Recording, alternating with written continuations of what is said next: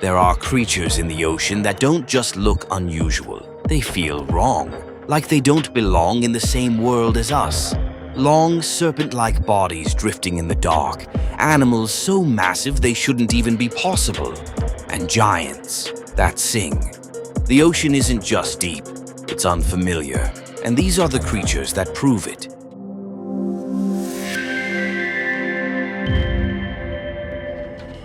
First thing first, the oarfish is real, not a myth. Scientifically known as Regalicus glesne, it belongs to a small, bizarre family of deep-sea fishes called lampriforms. And yes, there's the regular oarfish and the giant oarfish.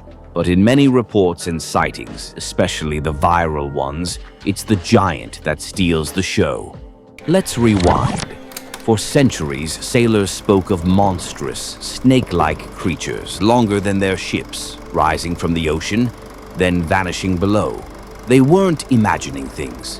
In 1772, the first widely recorded specimen washed ashore in Norway. But it wasn't until the 20th century that we began to realize this was no monster. This was biology on another level. The giant oarfish can grow up to 11 meters long.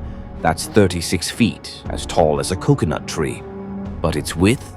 Barely half a meter. It's shaped like a ribbon, almost too delicate to believe it's real. Still, it's the longest bony fish in the world, and arguably the strangest. It has no scales. Instead, it has shiny skin made of guanine, giving them a metallic mirror-like sheen that glints in the deep. It has no swim bladder either, and it doesn't swim like other fish. It floats, drifts. How does something so long move? The dorsal fin, the bright red waving like flames along their entire dorsal ridge, stands the oarfish apart from any other fish you've ever seen. That's how an oarfish moves, rippling its dorsal fin to propel itself to float vertically or drift sideways. Eerie, quiet, hypnotic. Head is topped with a crown-like crest of long, red, streamer-like rays. Their face, a cartoonish portrait of surprise. Wide eyes built for low light, small mouths with soft jaws and gill rakers. It feeds on plankton and small crustaceans using fine gill rakers. It doesn't need to bite, just filter, float, and feast. It lives in the mesopelagic zone, 600 to 3,000 feet deep, a region scientists call the twilight zone. Watching an oarfish is like watching time slow down, like a secret the ocean tried to keep, but accidentally let slip. The so-called king of herrings prefers temperate to tropical oceans, and sightings have happened from Japan to California, from Mexico to the Canary Islands, and even off the coasts of Australia and New Zealand. They're rarely seen alive. Most of our encounters, washed-up bodies, or brief glimpses near the surface, so fragile they often die shortly after surfacing. Here's where things get strange. Reports of oarfish sightings are increasing. More videos, more beachings, and with every appearance, a question rises with it. Why now? Because when we do see them, it's usually when something's gone wrong. With underwater drones, smartphones, and social media, rare sightings are easier to capture and share instantly. Coastal communities and divers now have tools to record unusual marine life. Advances in submersibles and deep-sea tech let scientists explore farther and deeper than ever. That means more chances to encounter elusive creatures like the oarfish. And with its mythical look, the oarfish has become a marine celebrity. People recognize and report it more than ever. As a result, sightings have increased in recent decades. Now let's explore the modern sightings, each one a key to unraveling the mystery. In 2010, fishermen reported an unusually high number of oarfish in Tohoku, Japan. Months later, the 2011 earthquake and tsunami hit, killing thousands. Two found in 1 week in La Jolla in 2013. 2023 brought multiple strandings across Southern California beaches with alarm and fascination. A live oarfish filmed near Baja, California. Camera crews scrambled to document the drift.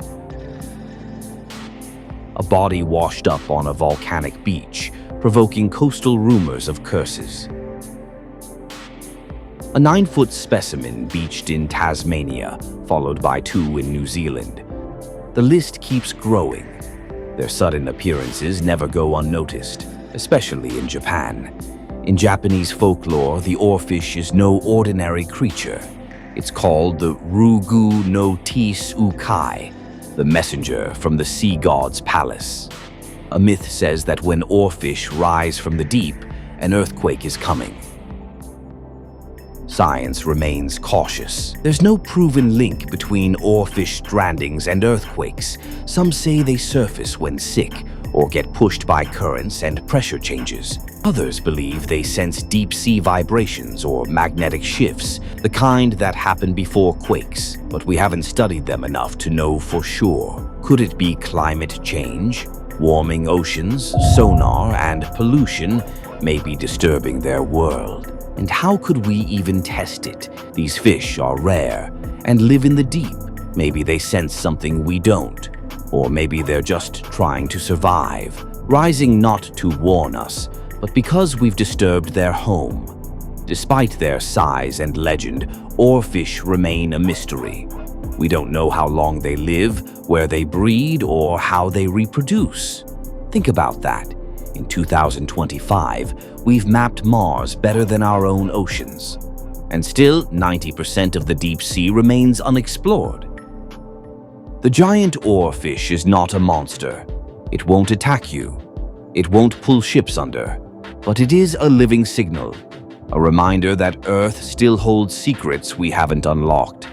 And maybe when it surfaces, we should stop and ask, not, what is it doing here? But, what have we done to bring it up? Because when the deep ocean sends a secret to our shores, it's not just a creature we're seeing, it's a question. One we haven't answered yet. If that feels like something out of a nightmare, what comes next is somehow even harder to believe. The blue whale, or Balænoptera musculus, is a species of baleen whale. Blue whales aren't fish, they're mammals. They breathe air, give birth to live babies, just like us. And despite the name, they aren't exactly blue. They're more of a mottled gray with a bluish tint underwater.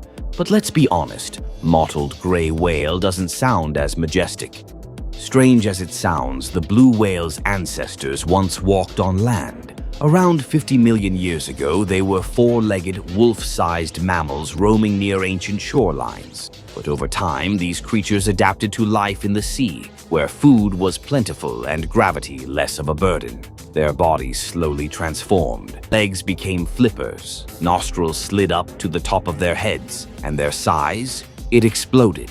Free from the limits of land, they evolved into giants, leading to the blue whale, the biggest animal to ever live on Earth. Yes, even bigger than all those towering sauropods and fearsome T-Rexes. They tried, but never quite made it. An adult blue whale can reach 100 feet long. That's the length of a basketball court and weigh up to 200 tons. To put that in perspective, that's the weight of 40 elephants. And its heart? Nearly 400 pounds. Big enough for a human to crawl through its arteries. They surface every 5 to 15 minutes to breathe. But when diving, they can hold their breath for up to 30 minutes. Their lungs are enormous, capable of holding about 5,000 liters of air. When they exhale through their 2 blowholes, they release a spout of mist that can shoot over 30 feet into the air. It's one of the easiest ways to spot them from a distance. Did you know there are different types of blue whales? The Antarctic blue whale is the largest. The northern blue whale roams the Pacific and Atlantic. And then there's the pygmy blue whale, which is still about 70 feet long. Despite being the largest animal on Earth, blue whales eat some of the smallest creatures in the sea, krill. Using their enormous mouths, they gulp in massive amounts of water, up to 100 tons at once, then push it out through their baleen plates, trapping a mouthful of krill inside. During peak feeding season, one blue whale can eat up to 4 tons of krill per day. That's about 8,000 pounds. That's like you eating 60,000 hamburgers in one sitting. And all that eating leads to some epic bathroom breaks. One blue whale can release over 50 gallons of reddish-brown waste in a single go. That poop is rich in nutrients, fertilizing the ocean and feeding phytoplankton, which in turn feeds more krill. It's the circle of whale poop. Blue whales are also some of the loudest animals on Earth. Their low-frequency calls can reach up to 188 decibels, louder than a jet engine. These deep, booming sounds can travel hundreds, sometimes thousands, of miles underwater. In fact, they're so low-pitched that we can't even hear most of them without special equipment. They use sound to find mates, navigate vast distances, and possibly just say, "Hey, this is my spot." But blue whales tend to sing at lower and lower pitches each year. No one knows why. Blue whales can be found in every ocean except the Arctic, from the icy poles to tropical waters. During summer, they hang out in cold, krill-rich waters near the poles. In winter, they migrate thousands of miles to warmer seas to breed and give birth. Some of these migrations cover over 10,000 miles. They usually travel solo or in pairs. In the early 20th century, they were hunted nearly to extinction. Over 530,000 blue whales were killed for their oil-rich blubber. Today, they're protected but still listed as endangered. Only around 10,000 to 25,000 are estimated to remain worldwide. They face threats from ship strikes, climate change, plastic pollution, and underwater noise that messes with their ability to communicate. Protecting it means protecting our oceans, our climate, and our future. Despite its size, the blue whale is one of the gentlest beings on Earth, and we're lucky to live in a world where giants still exist. But the ocean doesn't just create giants. It gives them something we don't expect. At first glance, humpbacks are unmistakable. Their long pectoral fins, sometimes stretching over 16 feet, that's almost 30% of body length, and it's the longest of any whale. Their back arched just before a dive, where the hump in humpback comes from. Their skin, dappled with barnacles and scars, tells stories of old battles and survival. No wonder Captain Haddock yells, "Blistering barnacles!" He might have run into one of these giants. They grow up to 50 feet long and weigh up to 40 metric tons. But despite the size, they're not the biggest whales. That title goes to their cousin, the blue whale. But they are arguably the most expressive ones. With 2 blowholes, they exhale with a thunderous spray. Their tail flukes, each patterned as uniquely as a fingerprint, are often the last thing we see as they vanish below. Inside beats a heart weighing over 400 pounds, pumping blood through lungs that can hold a single breath for up to 30 minutes. You've probably seen those jaw-dropping photos of them breaching, leaping out of the water and crashing back down. When humpbacks breach, they launch their entire bodies out of the water, twisting mid-air and slamming down with a thunderous splash. It's breathtaking, and scientists believe it's a form of communication, courtship, parasite removal, or maybe just for fun. There are tons of breaching styles too. Vertical breach, bursting at a 30-degree angle, often a full-body leap. Chin slap, body lifts just enough to land throat first. Side breach, twist and crash mid-air. One humpback was recorded breaching over 119 times in 90 minutes, and they probably enjoy it as much as we do watching it. The humpback whale is the ocean's original nomad. Found in every sea on Earth, from the icy Antarctic to the balmy tropics, they refuse to be pinned down by maps or borders. Each year, these whales undertake migrations up to 10,000 kilometers from the cold, plankton-rich waters of the poles, where they feed, to warm, tropical sanctuaries, where they mate, give birth, and raise their calves. One whale shattered records with an astonishing 13,000-kilometer migration from Colombia's Pacific coast to Zanzibar's Indian Ocean. These journeys are the longest of any mammal on Earth. Along the way, they navigate with astonishing precision, perhaps using Earth's magnetic field, the position of the sun, or sound cues bouncing off the sea floor. Female whales, especially those with calves, travel closer to shore, thought to be a strategy to avoid killer whales, the humpback's only true predator. And even here, humpbacks have been known to fight back, not just for their own calves, but for others too.